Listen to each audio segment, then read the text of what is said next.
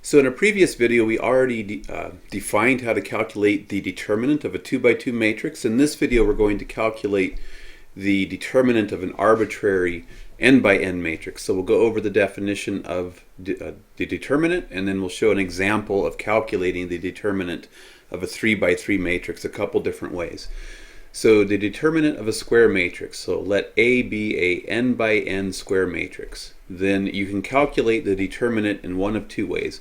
You can do it with respect to the rows or the columns, and all you do is you go through element by element. So you take the element of a single row or the elements of a single column, and you multiply each of those elements times their cofactors, and then you add up the results of those products. So you walk through the row, multiply each element times its cofactor, add up all of those products, or you walk down a column and you multiply each element in the column times its cofactor matrix and sum up the result of doing that. So this here is what it's going to look like if you do a row expansion to calculate the determinant of a matrix. And this right here is going to be if we do a column expansion. So you just walk through, you pick the ith row, the row you want to calculate the determinant with respect to.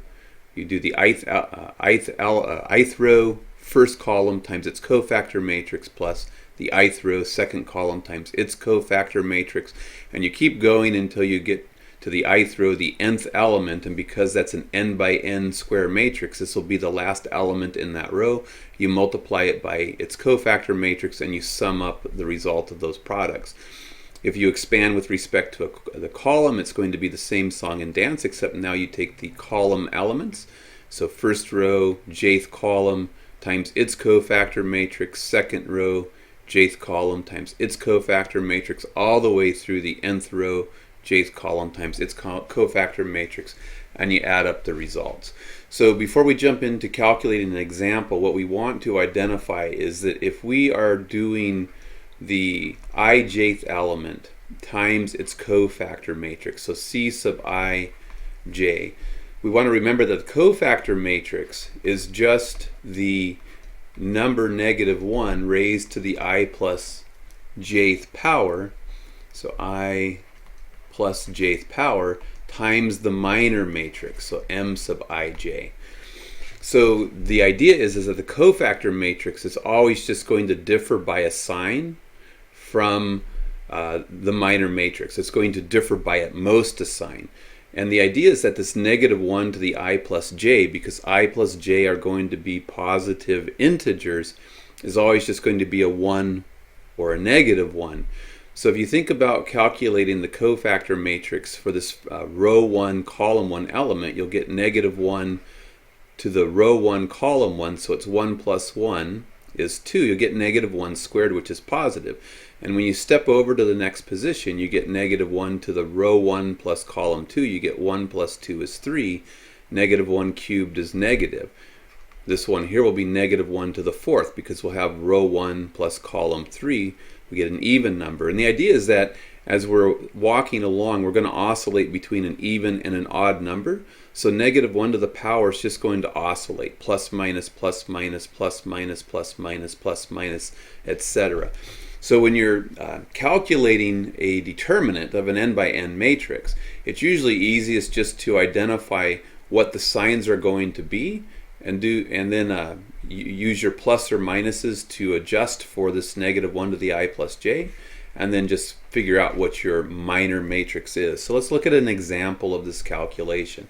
So let A be this fabulous 3 by 3 matrix right here, and it says determine the determinant of A using the first row, and then do the same thing using the second column. So if we're going to use the first row, what we want to recognize is that the cofactor matrix is going to be, it's going to have -1 squared, so you're going to have a positive, and then based on this repeating pattern, you're going to go plus minus plus. So we'll get a plus minus plus. This position's always plus, and you just plus minus plus your way away from it. So to do the calculation, you take the element in the first row, first column, and it's going to be positive because the cofactor is going to have that -1 squared on it, and then it's going to be times the minor matrix. And remember, the minor is what you get if you're doing the first row, first column element. You just cross out the first row and first column, and we want the determinant of the matrix that's left after crossing those out. So we get -1, -2, and 2, 1. And then we step over, and now we're going to work with the next element, which is +0 times something, but it's going to be plus minus. So instead of plus, we're going to slap in a minus here, and then we eliminate the first row, second column, and we want the matrix that remains, 4, 0, 2, 1. And it goes plus, minus, plus, so this is going to be a plusy. And when we step over to the first row, third column, the element in the first row, third column position is 3. And the minor that goes with it is what we get when we cross out the first row, third column. The minor matrix that's left is the matrix 4, 0, -1, and -2. And now we go ahead and simplify this. So we get 1 times the determinant of a 2 by 2 matrix, and we know that we defined the determinant of a 2 by 2 matrix to be the difference between the products of the diagonals. So it's -1 times 1 is -1, minus 2 times -2 is -4. I don't need to worry about this because I'm going to have 0 times this determinant. It's just going to be 0. So I step over here, plus 3 times something. And so we take the main diagonal, 4 times -2 is -8, minus the product of the other diagonal, which is 0. And then we just keep simplifying. -1 plus 4 is 3, plus -3 times, this is going to be a -8 right here, is going to be -24. 3 plus -24 is a -21, so there's our determinant. And I could have up here said determinant of A equals if I wanted to roll equal signs down the page.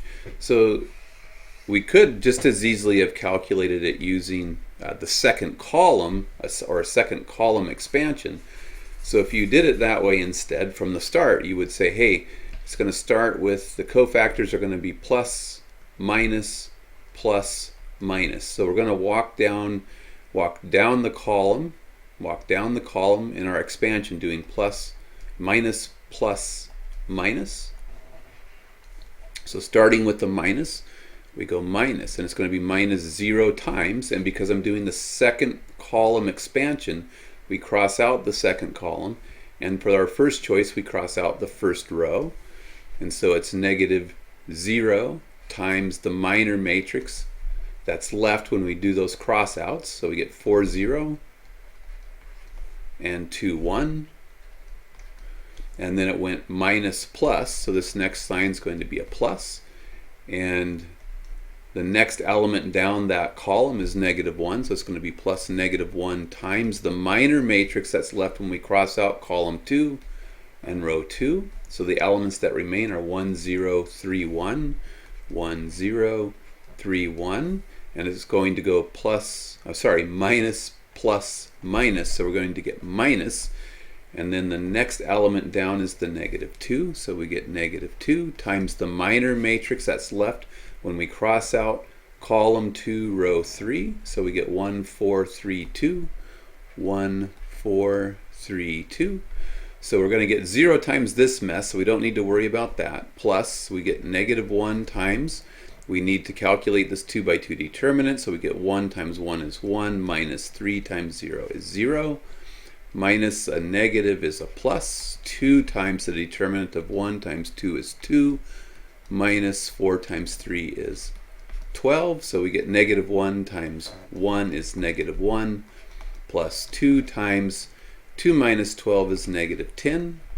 -1 minus 20, we get -21. And the key here is we get the same value for the determinant no matter which row or which column we choose to use when we do our expansion. And because of this, the usual tip that you want to give people is to tell them to look for the row or the column that has the greatest number of zeros in it, and then expand in terms of that row or column. because as you can see, anytime you get a 0 as an element, it zeroes out everything else, and it simplifies the computational process.